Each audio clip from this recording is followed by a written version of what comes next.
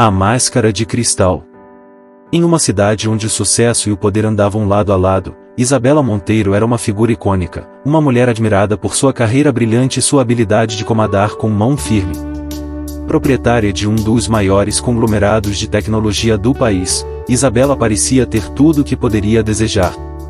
Mas o destino tinha outros planos. Tudo começou em uma noite de gala na empresa de Isabela. Ela, com seu vestido de seda e olhar penetrante, foi imediatamente atraída pela presença de Eduardo Martins, um jovem e ambicioso funcionário.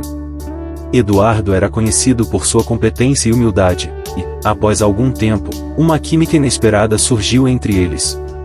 Isabela, encantada com a simplicidade e a sinceridade de Eduardo, decidiu que ele era o homem com quem ela queria passar o resto da vida. Eles começaram um romance discreto, que logo evoluiu para um noivado e um casamento, seguido por uma lua de mel deslumbrante. Após o casamento, Isabela insistiu que Eduardo e sua mãe, Dona Teresa, se mudassem para o casarão de família. Dona Teresa, viúva e única parente de Eduardo, era uma mulher doce e de boa índole, mas sua simplicidade e humildade contrastavam fortemente com o ambiente sofisticado da nova mansão. Nos primeiros meses, Dona Teresa fez questão de criar uma boa impressão. Era gentil e generosa com Isabela e seus funcionários, mostrando um lado de vulnerabilidade e carisma que conquistava a todos. No entanto, conforme o tempo passava, a faceta pública de Dona Teresa começava a se desintegrar. Com o passar dos meses, a máscara de Dona Teresa começou a cair. Sem a presença de Eduardo, que estava ocupado com seus compromissos de trabalho, o trato cordial com os funcionários da mansão se transformou em um comportamento autoritário e humilhante. Ela não hesitava em desferir palavras cruéis e exigia um padrão de vida cada vez mais luxuoso. A tensão cresceu quando Dona Teresa começou a insistir que Eduardo lhe proporcionasse uma pensão que considerava condizente com seu novo status. Seus caprichos tornaram-se mais extravagantes, e ela começou a pressionar Eduardo a pedir uma parte da fortuna da família para garantir o conforto dela. A situação culminou em uma noite fatídica quando Dona Teresa e Eduardo tiveram uma discussão acalorada. Sem saber que a porta estava entreaberta, a nora ouviu a mãe de Eduardo falando sobre seus planos para forçar a separação e obter metade da fortuna da empresa. Sentindo-se traída e desrespeitada, Isabela confrontou Eduardo e exigiu que sua mãe deixasse a mansão imediatamente. Ela lembrou Eduardo do acordo de pré-nupcial que haviam assinado, o qual estipulava que, em caso de divórcio, não haveria reivindicações sobre os bens do outro. A decisão foi difícil para Eduardo, dividido entre o amor pela esposa e a lealdade à mãe. Finalmente, ele cedeu à pressão e decidiu deixar a mansão com Dona Teresa, perdendo seu cargo na empresa e sua posição na vida de Isabela. Com Eduardo fora da mansão, Isabela sentiu a liberdade de impor ainda mais seus desejos. Um mês após a partida de Eduardo, Isabela descobriu que estava grávida.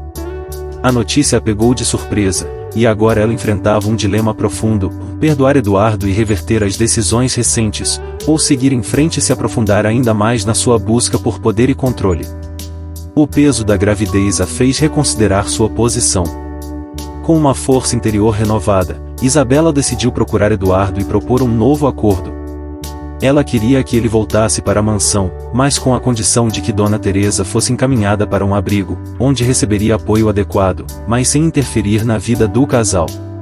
Eduardo, agora sem emprego e frustrado, aceitou o novo acordo com relutância. Ele e Isabela se reconciliaram, e ela concordou em assegurar que Dona Teresa tivesse um lugar seguro e confortável no abrigo, mas sem o luxo da mansão. O retorno de Eduardo trouxe uma sensação de normalidade temporária para a mansão, mas as coisas nunca foram as mesmas. Isabela começou a enfrentar novos desafios, não só como esposa e futura mãe, mas também como líder de uma empresa que estava em constante evolução e pressão. À medida que o tempo passava e Isabela se preparava para a chegada do bebê, uma nova camada de suspense surgia. Isabela recebeu um bilhete anônimo que fazia insinuações sobre segredos obscuros de seu passado e ameaçava expô-los caso ela não atendesse a certas exigências. O bilhete revelava detalhes pessoais que Isabela preferia manter ocultos, e a ameaça de um escândalo iminente se tornou uma sombra constante em sua vida.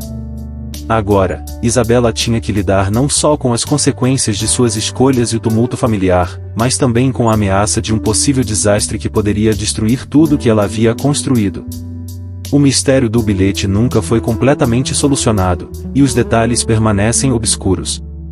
Isabela e Eduardo continuaram sua vida, tentando reconstruir o que puderam, enquanto o passado de Isabela e os segredos que ainda rondavam seu círculo permaneciam uma constante ameaça.